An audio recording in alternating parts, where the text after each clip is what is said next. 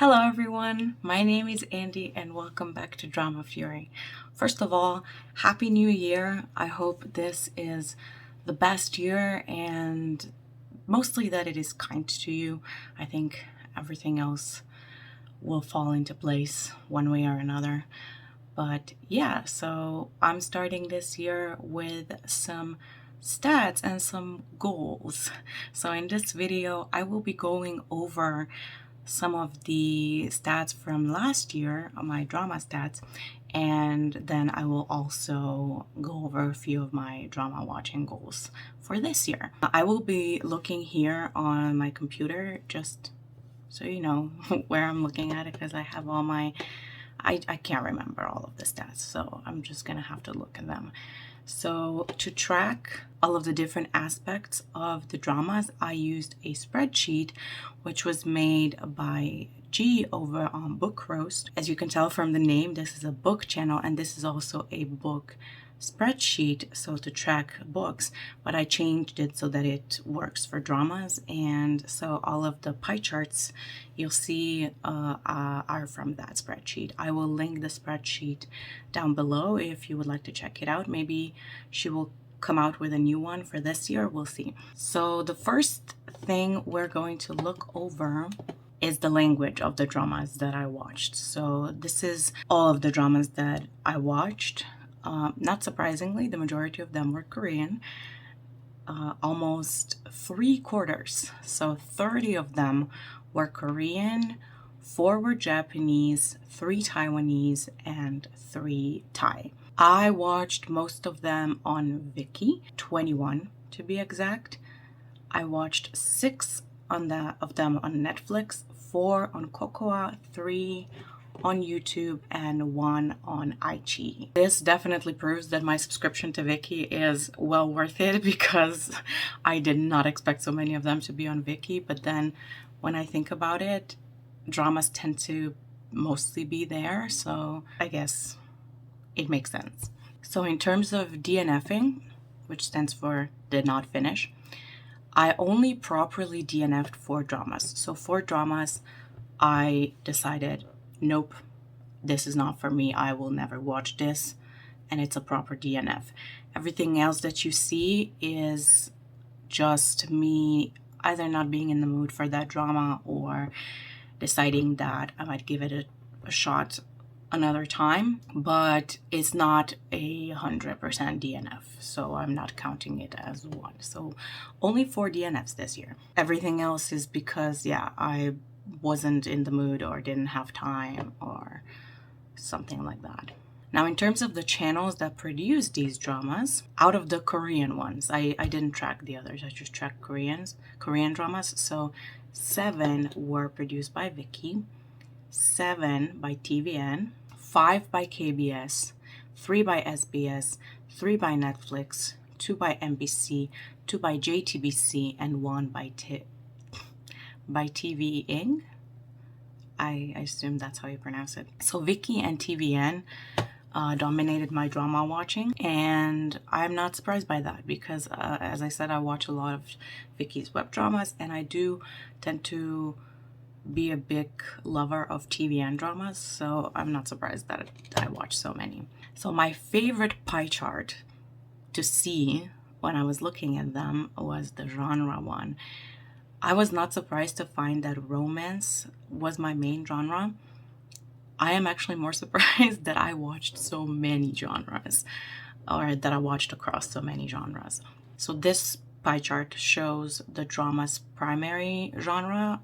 We all know that Korean dramas tend to have multiple genres, or fall under multiple genres. I just tracked the main one. So 55% of everything I've seen, or 22 dramas, were romance dramas. 4 were mystery, then 3 comedy, 3 thrillers, 3 historicals, and then 2 action, and 1 fantasy, 1 melodrama, and 1 family drama. I love romance dramas, and they tend to be my kitty here. They tend to be dramas that I gravitate towards the most. So as I said, it is not a surprise that this is my main genre. In terms of star rating, I had a pretty good year.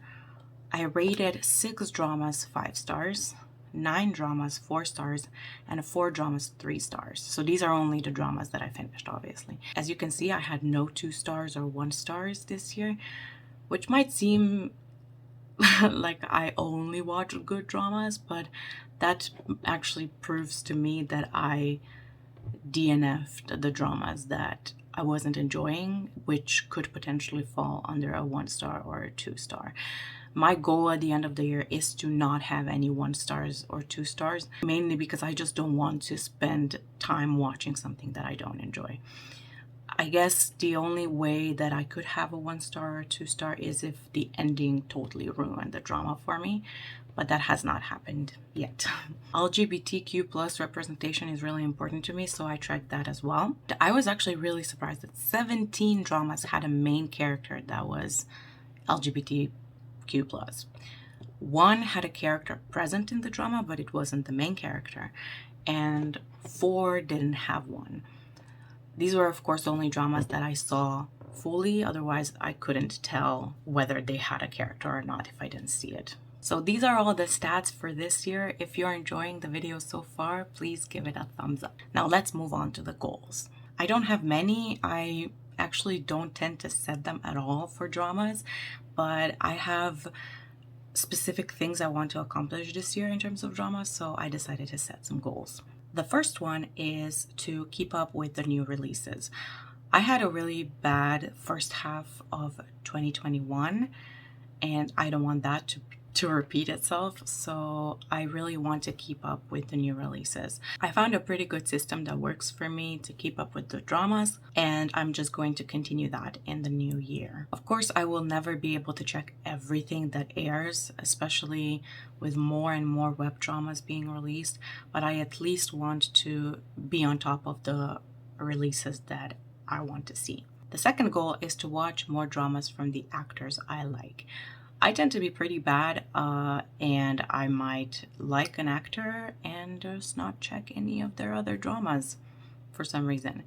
But I would really like to watch a few older dramas this year because I didn't mention that in the stats because it just didn't seem that interesting. But I almost only watched 2021 dramas last year.